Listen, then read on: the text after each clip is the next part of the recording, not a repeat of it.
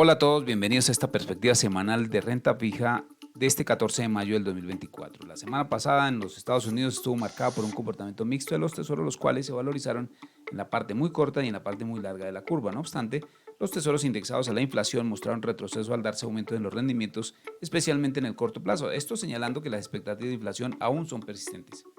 Aunque el panorama semanal es indeciso, los mercados también han encontrado cierta tranquilidad en la disminución de los rendimientos recientes de los bonos durante el mes.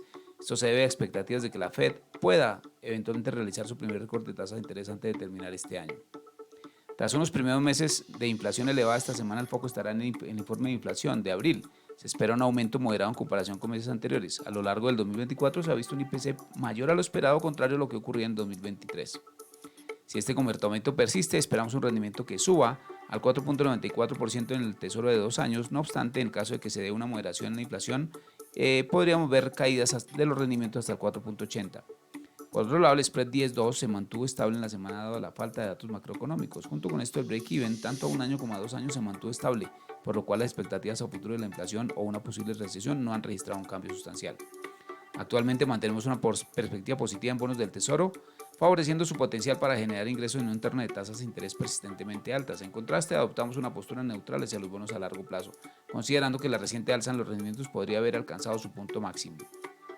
En los mercados desarrollados durante la semana, los bonos soberanos de la mayoría de los países se desvalorizaron, exceptuando el Reino Unido, el cual tuvo una valorización de menos 5.62 puntos básicos. La mayoría de los bonos cerraron el máximo semanal, replicando al cierre del viernes los movimientos de la curva del Tesoro de los Estados Unidos, tras darse a conocer las peticiones iniciales de desempleo un poco más altas de lo esperado. Durante la semana anterior, el Banco Central de Suecia, el Riksbank, ha reducido las tasas de interés debido a la inflación cercana al objetivo y a una economía débil, indicando la posibilidad de 2 recortes adicionales este año si se cumplen las proyecciones de inflación.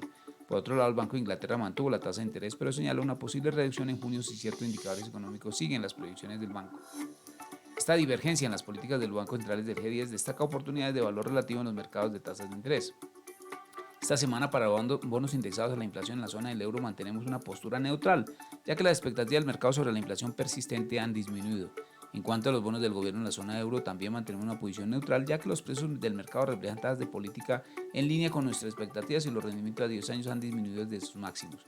Respecto a los soberanos del Reino Unido, también mantenemos una postura neutral, ya que los rendimientos de los bonos se han comprimido en comparación con los bonos del Tesoro y los mercados están reflejando tasas de política del Banco de Inglaterra más cercanas a las expectativas del mercado. Las intervenciones del yen podrían mostrar a futuro una apreciación sobre el yen y los bonos. No obstante, la perspectiva para el yen japonés es incierta, ya que el camino de política a largo plazo del Banco de Japón aún no está claro, lo que sugiere que la diferencia entre los rendimientos de Estados Unidos y Japón puede no reducirse significativamente. Por tanto, la debilidad actual del yen podría persistir a menos que los datos de crecimiento e inflación de Estados Unidos se suavicen significativamente. En cuanto a los mercados emergentes, los bonos soberanos de la mayoría de ellos se desvalorizaron dado el impulso internacional. Respecto a los pares colombianos, el que más sufrió pérdidas fue el bono brasilero, el cual presentó aumento en los rendimientos de 33.67 puntos básicos en el nodo de 10 años. De manera similar, los bonos emergentes sufrieron bajos niveles de volatilidad, replicando precisamente los pocos drivers macroeconómicos a nivel global. Pese a lo anterior al bono de Brasil, se dieron mayores niveles de volatilidad respecto a sus pares. Este resultado es posible debido a que el 1 de mayo, cuando Moody's mejoró el panorama de calificación de crédito de Brasil de estable a positivo, mantuvo la nota en BA2. La agencia señaló que los prospectos de crecimiento económico del país son más sólidos que antes de la pandemia gracias a las reformas estructurales implementadas por los gobiernos recientes. Junto a estos movimientos evidenciamos una disminución en la mayoría de los CDS a 5 años, reflejando el sentimiento del mercado de una ligera disminución en la percepción de riesgo de los países emergentes y un posible mayor atractivo dado el diferencial de tasas de interés. En la semana, en cuanto a los bonos de moneda fuerte de mercados emergentes, se ven con una perspectiva atractiva. Los analistas prefieren deuda de moneda de mercados emergentes debido a su valor relativo y calidad, además de estar protegida por la debilidad de las monedas locales a medida que los bancos centrales de los mercados emergentes recortan las tasas de interés. Con respecto a los bonos de moneda local de mercados emergentes, la posición es neutral. Los rendimientos han caído cerca de los rendimientos de los bonos del Tesoro. Los recortes de tasa de interés por parte de los bancos centrales de los mercados emergentes podrían afectar negativamente a las monedas de los mercados, lo que podría impactar el potencial de rendimiento.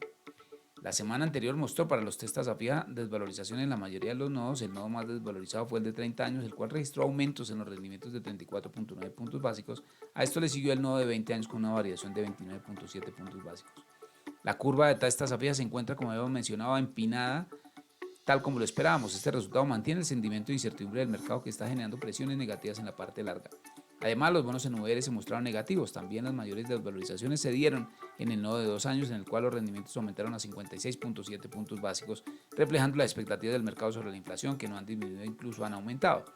Las mayores presiones se dieron en el corto plazo. Por otra parte, se presenciaron tasas más altas durante la semana de las que se han reflejado durante el promedio del mes. Estos movimientos se mantienen en línea con el sentimiento del mercado, mostrando mayor volatilidad en los 25 en UR y en los 50 en tasas fijas. Los papeles más negociados de la semana en UR fueron los títulos con vencimiento del 2025, en 2033 y en 2049. En términos anuales, los CDS a 5 años de Colombia han presentado una tendencia a la baja, cada vez se encuentran más en línea con el índice VIX. Así, los CDS de Colombia empiezan a replicar el sentimiento internacional que en abril no se veía. Respecto a la curva IBR, la semana pasada el mercado estaba volando una tasa ligeramente más baja que la última semana para los nodos de 3 meses y un mes. No obstante, a largo plazo se sigue esperando una tasa de interés más elevada. Para esta semana, continuando, vemos el empinamiento en los test tasa fija. Creemos que el movimiento se podría extender unos meses más. En particular, vemos que la parte corta puede presentar valorizaciones atractivas, más que la parte larga, la cual todavía tiene margen para desvalorizarse teniendo en cuenta la postura fiscal del gobierno nacional. En la deuda privada, la última semana, tanto en tasa fija como en la indexada IP se presentaron valorizaciones, mientras que la tasa indexada al IBR se mantuvo estable. Paralelamente, los spreads de deuda privada y deuda pública disminuyeron en cada uno de los casos respecto a la semana anterior. Las tasas de negociación también se mantuvieron por debajo del promedio en comparación con el promedio anual para los bonos AAA, con un monto emitido mayor a los 1.500 millones de pesos. Cada barra representa en la gráfica de nuestro informe una semana al año, siendo la última el promedio semanal. Para ver estos análisis y un poco más en detalle, los invitamos a leer nuestro informe en nuestra página de internet www.acciones.com. Eso es todo por ahora, esperamos una buena semana para todos.